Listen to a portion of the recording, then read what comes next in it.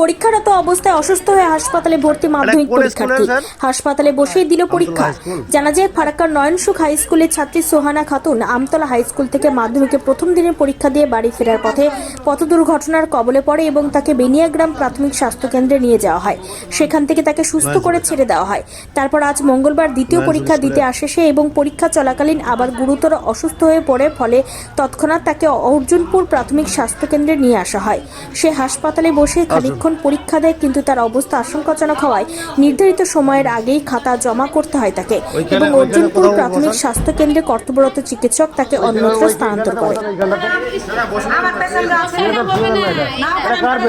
আপনার আর এটা কার? এটা বেড কার?